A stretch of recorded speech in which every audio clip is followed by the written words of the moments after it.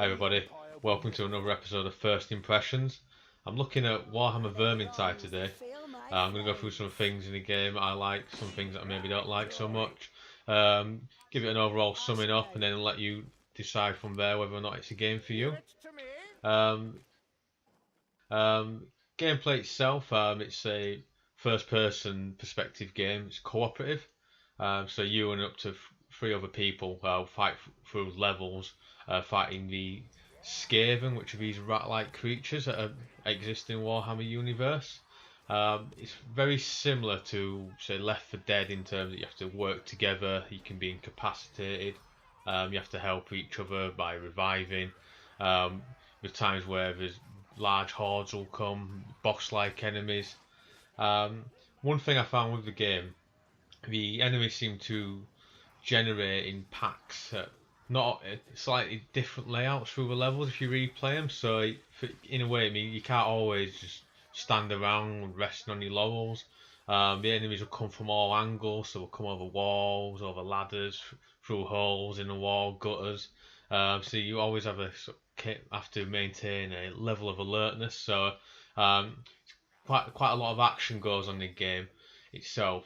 One of some things that I've felt with the game, it sometimes can feel a little bit cheap at times. So you go through an area, say a courtyard or a room, corridor, you clear the enemies, there's absolutely none there. As you're walking towards the exit or through a doorway, suddenly you get the attack notification that something's hitting you from behind or the side, and you turn around, there's two or three Skaven that weren't there at all before. So I think that's down just the way the game generates the enemies. We try and keep it random, so you always need turns. But it's can be a bit annoying sometimes that you think you've cleared the room and suddenly you're getting attacked again. The matchmaking generally is okay. People team up, so you can start a game or you can join a game. They seem to pull people in. I've not had any real issues with trying to find people in there. The only times when there's not been anyone who's joined my match, you'll get the AI controlling the other characters in the game. But then if another player joins the match, they can, and on based on the character they choose, they can enter your match, not replace the AI that takes hold. The AI itself, it's okay in terms of the attacking of the enemies on the screen. It's not so great at rescuing you. So if you get incapacitated or there's an enemy that's got you locked into an attack animation that you can't escape from, it, from what I've played so far, it seems that the AI doesn't rescue as fast as say a human counterpart would. Because the way the gameplay works itself, it is quite challenging as well in terms of the enemies that come, and also some special types of enemies can attack you, and where you need another person to either attack them or rescue you quickly, or you will die. You're going to have a lot more success, I think, with actual people rather than the AI controlling the other characters. The control itself very basic, very easy to pick up. There's a block control, a melee attack. You got same button, you can hold that down and do a power attacks. You've got a choice between close melee combat and switching to a ranged weapon. So each character has their own versions of that. You characters have firearms, bar one of them, one of the characters is a wizard that their ranged attack weapons like a staff that sort of replenishes over time. But for the other characters, we use guns, crossbows, sort of large cannon-like weapons. We use ammo through the levels, which will replenish over time. So you can just go up to them and you might find it in chests or in a dead sort of body of a fallen soldier or an enemy, and you can replenish your ammo and also the items like health items to recover your health. You can get those lying around the level. There's also potions that you can find, which are like power ups. Some of them will give you more strength and more attack power. Others will sort of boost your actual movement speed up. So they're all short lasting effects, but when used right, they can turn the tide of battle. There with the actual weapons as well. when you're swapping between the sort of close and ranged weapons, it's quite fast transition. With the melee weapons, I've noticed so far as well. You've got a choice of either faster attacking weapons, which do less damage, or slower attacking weapons that will do more damage. So each character to start with has one of each version, either a faster weapon, less damaging, or you can go with a more beefy version, but it's a bit harder to swing. I find with the harder to swing ones, they can, when there's quite a lot of enemies coming out at once, it can be a bit overwhelming depending on which character you use. Some of them do seem to be a bit better than others with different types of weapons. Also, there's points in the game where you use a horn will sound, and that which signifies that a large horde of enemies are going to come towards you. So with that, would be quite a lot of them. Or might be at a time when there's an objective. So in the gameplay footage that you're seeing here, there's a section where you've got one of your people has to carry a barrel of explosive to a large gate. So there's 3 barrels you've got to plant before the gate will explode. Whilst that's going on, there's just a constant stream of enemies constantly attacking you. So it's a case of working together to protect the barrel carriers. He makes their way towards the gate. So there's little times like that where you've done another objective and you may just have to survive just a large horde in general until they've died out, and then you can move on to the next section of the areas. There's a good range of characters as well. So you got the Witch Hunter. So he looks a bit like almost like a Puritan looking character. He's got the large sort of like steepled hat. He's got quite fast and nimble looking. He carries 2 sort of revolver weapons. Got a choice between a large sword or fencing rapier to start with. Found with him, although it's quite fast, the range weapons like the 2 pistols on each hand, not very accurate at long range, but they're good if enemies are coming to you quickly. You can quickly fire at them. There's the Bright Wizard. The wizard, that one's got she's got quite a unique sort of setup. She's got a melee weapon, like a sword just for fighting.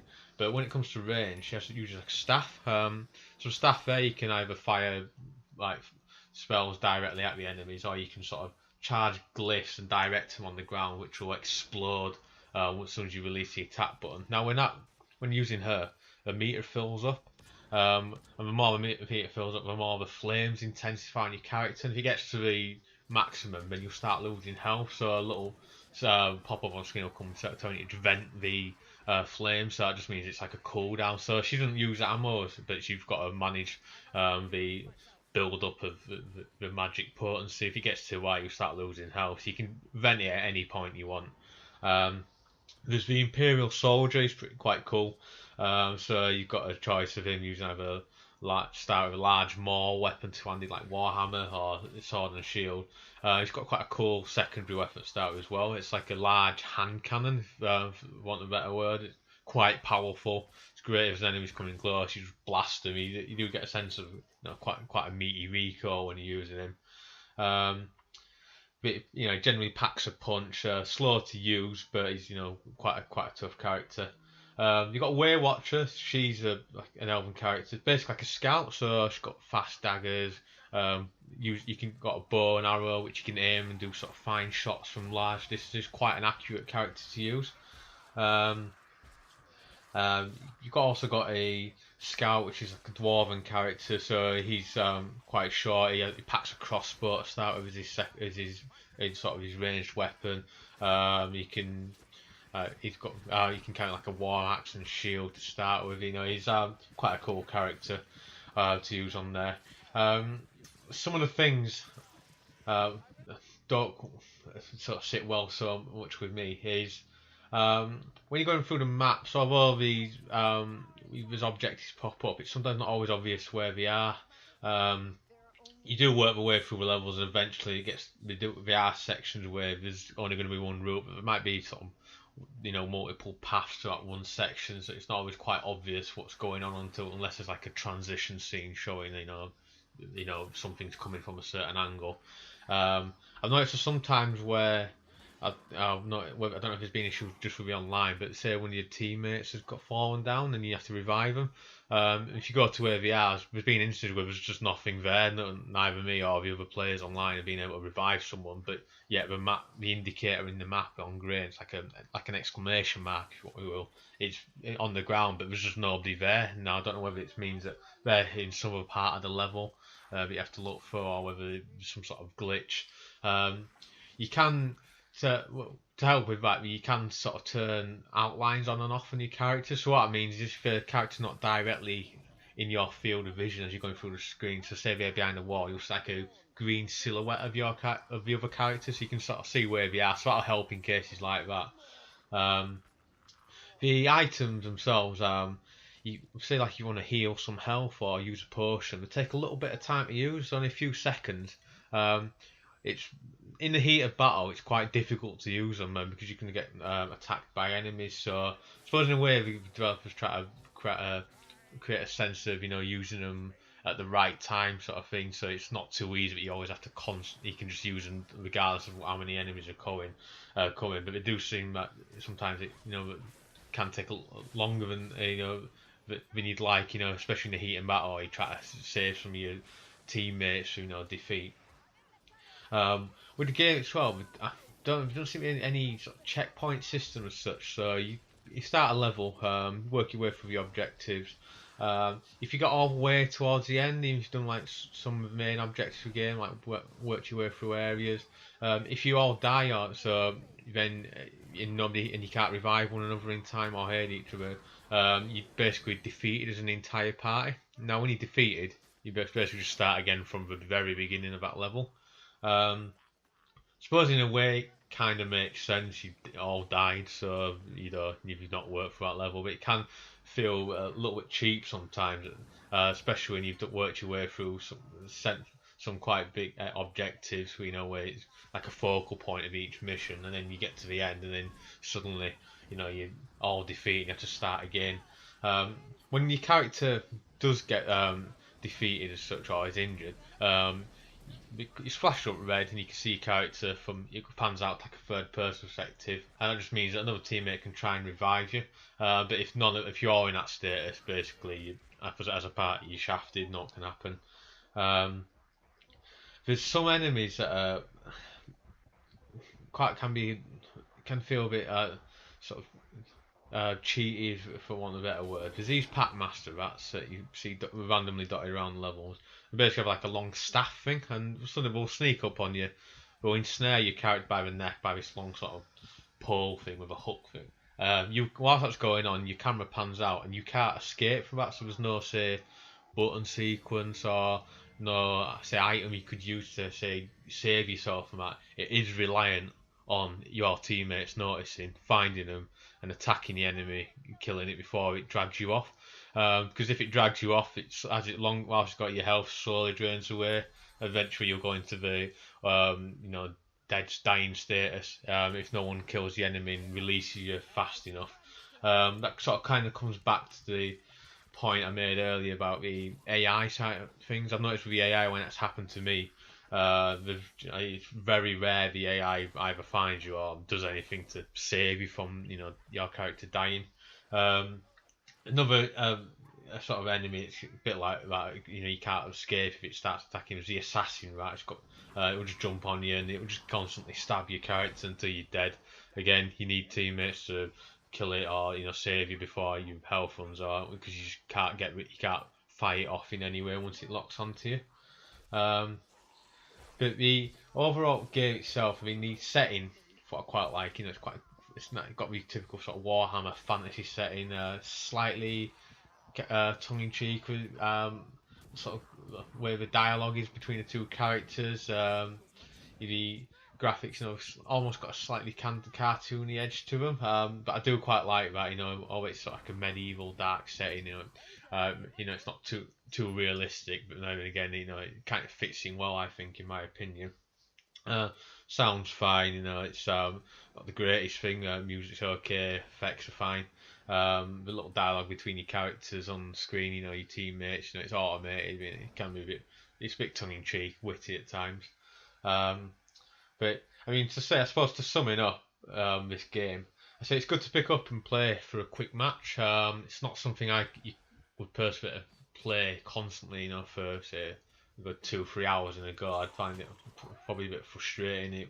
Where I wouldn't hold my attention as much as that. It's the stories, it's not something that's gripping, compared to other titles out there. It's I think again, but it's designed well. You can drop in and out of a match. You don't not really going to miss anything in terms of what's actually happening or what's going on. Definitely better to play with actual people. Uh, but I mean, it can feel a bit frustrating at times when you're caught off guard, especially by those enemies where you can't escape their attacks, or you've cleared a room, suddenly won't be getting attacked again. I'd say it's worth getting at a discounted cost rather than paying for the full price. I've got mine a bit cheaper than what the initial, retail price was when it first came out. Overall, it's good for a quick romp. If you're looking for a game where you can get in and out of action, have a good quick hour here and there, then I'd say this is for you. If you're looking for something where there's a lot more, lots of stronger story, or looking for somewhere you can easily sink a few hours in, it's probably not going to be something that captures your imagination much. But I say overall, it's not a bad game. It's okay. Anyway, I'd like to say thanks for watching this video, and stay tuned for any further updates that I do and any further videos. Thanks again for watching.